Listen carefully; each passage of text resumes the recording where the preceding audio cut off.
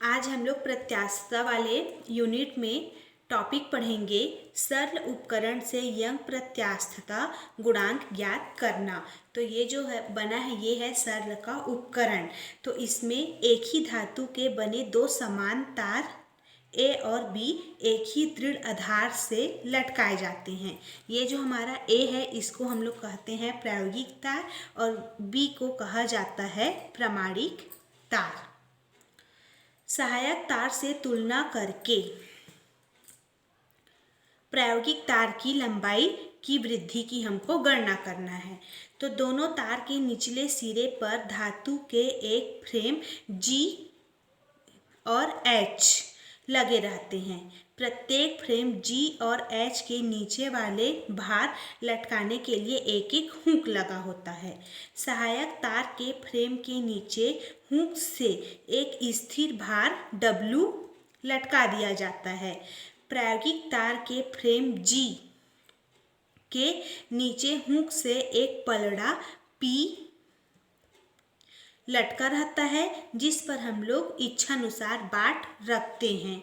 दोनों फ्रेम के बीच एक स्पिरिट लेवल L होता है जिसका एक सिरा फ्रेम H के कब्जे की सहायता से कसा होता है तथा दूसरा सिरा फ्रेम G में माइक्रोमीटर पेंच C की नोक पर टिका रहता है जिससे इस सिरे को ऊपर नीचे किया जा सकता है। पेंच के निचले सिरे पर एक वृत्तीय चकती लगी होती है जिसकी परिधि समान भागों में बटी रहती है। इसे वृत्तीय पैमाना कहते हैं।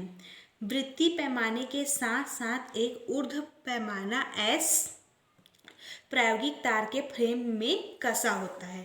तो ये था उपकरण का वर्णन। अब इसमें हम लोग प्रयोग कैसे करते हैं। तो सबसे पहले सहायक तार में स्थिर भार W को हम लोग लटकाते हैं। अब प्रायोगिक तार में 2-3 किलोग्राम के बाट चढ़ाते हैं तथा एक एक करके उन्हें उतारते हैं। इस क्रिया को 3-4 बार दोहराते हैं।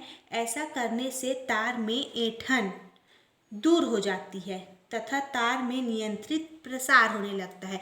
प्रसार मतलब वृद्धि। उसके बाद माइक्रोमीटर पेंच को इतना घुमाते हैं कि स्पिरिट लेवल में वायु का बुलबुला पुनः मध्य में आ जाए। ऊर्ध्व पैमाने एवं वृत्तीय पैमाने के पाठ्यांक को हम लोग नोट करते हैं। उसके बाद प्रायोगिक तार के नीचे के पलड़े में हम लोग आधा किलोग्राम का बाट लटकाते हैं। तार की लंबाई वृद्धि होने से पेंच की नोक नीचे आ जाती है अतः वायु का बुलबुला मध्य में नहीं रह पाता। माइक्रोमीटर पेंच को इतना चलाते हैं कि वायु का बुलबुला पुनः मध्य में आ जाए। ऊर्ध्व पैमाने एवं वृत्तीय पैमाने के पाठ्यांक हम लोग नोट करते हैं। उसके बाद क्रमशः आधा किलोग्राम के बाट चढ़ाते हैं और प्रत्येक बार वायु के बुलबुले को मध्य में लाकर दोनों पैमानों के पाठ्यांक नोट करते हैं। फिर पाठ्यांक बाट चढ़ाने के पश्चात इसी क्रम में एक एक करके बाट को उतारते जाते हैं और स्पिरिट लेवल में वायु के बुलबुले को मध्य में लाने के बाद पाठ्यांक नोट करते जाते हैं। इस प्रकार प्रत्येक भार के लिए 2 पाठ्यांक, एक भार चढ़ाते हैं भार चढ़ाते समय और दूसरा भार से उतारते समय प्राप्त करते हैं जिसका हम लोग माध्य निकालते हैं।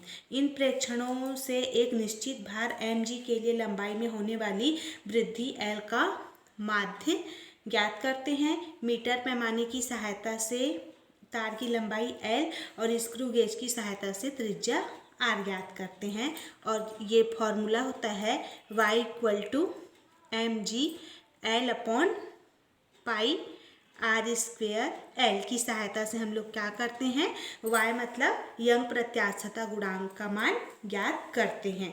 तो ये था सरल के उपकरण से यंग प्रत्यास्थता गुणांक ज्ञात करना।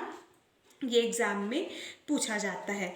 उसके बाद है प्रत्यास्थता को प्रभावित करने वाले कारक। तो प्रत्यास्थता को प्रभावित करने वाले कारक कौन कौन से हैं। सामान्यतः ताप बढ़ाने पर वस्तु की प्रत्यास्थता कम हो जाती है किंतु मिश्र धातु की प्रत्यास्थता ताप परिवर्तन से अप्रभावित रहती है।